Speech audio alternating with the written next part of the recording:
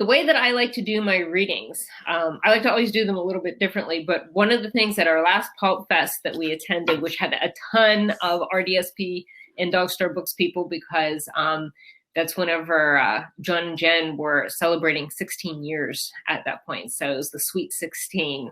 It was really nice. And there were also a ton of Seton Hill people that were there that were reading before us. And I decided I was going to ask the audience to simply choose a number between 1 and 400, and I would start on that page and I would read then 3 pages from that point. So that's what we're going to do today. We'll start with Marked by Light, and whoever gets a number out there first, that's the one that we'll take in the chat. And I know there's a little bit of a lag, so there'll be a lag by the time I see the number 2.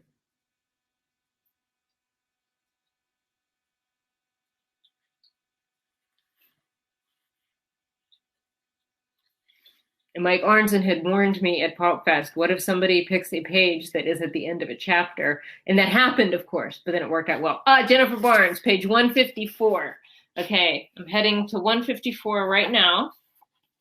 And it's great because these are maybe not sections that I would have normally chosen to read. So it's always great for me. Al, you're a little bit late on that, but that's all right. Okay, page 154, which is well into the book. And I'm giving you no context or what have you, and I'm cutting it off just where it cuts off. David and Raynor squared off, each pointing a cinder at the other's face. Solimore cradled Trala's blood-soaked body in her arms. No, no, no, Trala. Out of the way, Raynor said to David. Let me call for help. Gara's already sent out a call. Why did your partner double-cross you? You know there's more to it, or you would have fired already. Ask Solimore while I'm here. Raynor's words stilled Solimore's hand as it smoothed back Trala's blood-slick hair. She asked me to help her with Thea, Raynor said. The archivist would surely see this as a way out for both of them. The others would never know of his coercion or her deceit. She only needed to agree with him. Soli? David asked.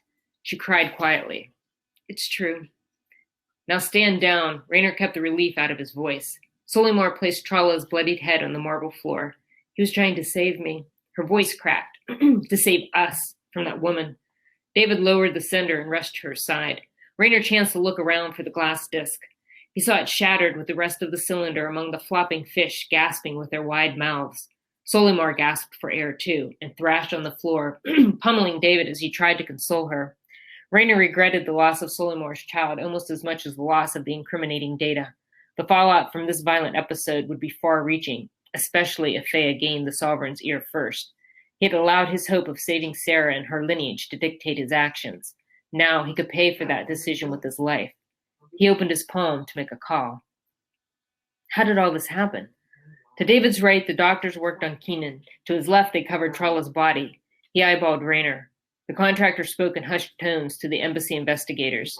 David knew Soli would never go to Raynor for help. Contractors wielded manipulation better than they did senders.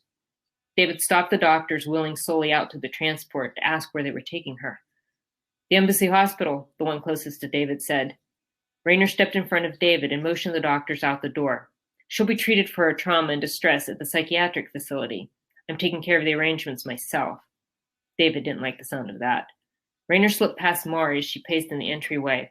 She hadn't spoken to David since the embassy investigators had arrived. He still didn't know what she and Keenan were doing here in the first place. She was either avoiding him because he lied or because she lied. She strode past David without making eye contact and went to Keenan's side. Can you get the bandages any tighter? Keenan asked the doctor. I already can't breathe very well.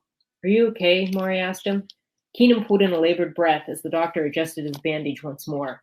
A little dizzy, can't really catch my breath.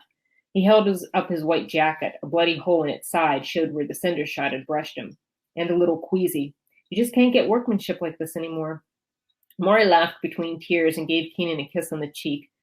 I'm so sorry I convinced you to come with me. She looked at David, shame showing on her face. Don't give it a thought. I wanted to see Soli's home anyway. Keenan leaned in close and whispered, for comparisons, you know. He pulled a face and rubbed his left arm. What is it? Maury asked. My arm keeps going numb. David squatted beside Keenan and Maury. Maybe from the electrical discharge of the cinder? I've known it to happen. Raynor reappeared in the room. We can head back to the ship. What about me? Keenan asked. Shouldn't I be going to the hospital too? His tone sounded panicked. I was just shot. The doctor next to him said, your vitals show elevated blood pressure and a slightly irregular heartbeat. That's consistent with this sort of trauma. I've applied menders under your bandages, so the small second-degree burn from the cinder flash should heal in a few hours. You're welcome to visit the medical center, though. The doctor looked to Raynor for confirmation on his last suggestion. Raynor didn't hide his disdain for Keenan's whining. Do we need to carry you there on a stretcher? I'm not that fragile. Keenan smiled. Then his face went pale. But heading to the hospital seems like the cautious thing to do. We'll go with you, David said. He and Gare helped Keenan to his feet. Keenan's body began to convulse, and his eyes rolled back in his head. David and Gare lowered him to the floor. Keenan clutched at his chest and squeezed his eyes shut. His breathing became ragged. A foul smell permeated the air. The doctors jostled David and Gare out of the way. Cardiac arrest, one of them yelled. The other tore Keenan's shirt open and attached a defibrillator to his bare chest and positioned an automatic breather over his nose and mouth. The defibrillator shrieked. Keenan's body convulsed with the pulse of electricity forced through his heart.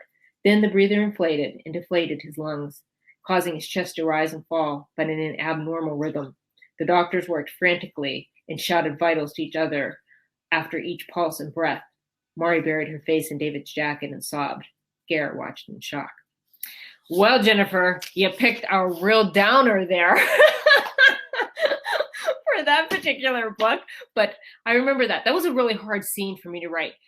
I was not going to kill off any of my characters. Oh, spoiler alert. And then I decided there has to be something that is at stake for everyone else in here.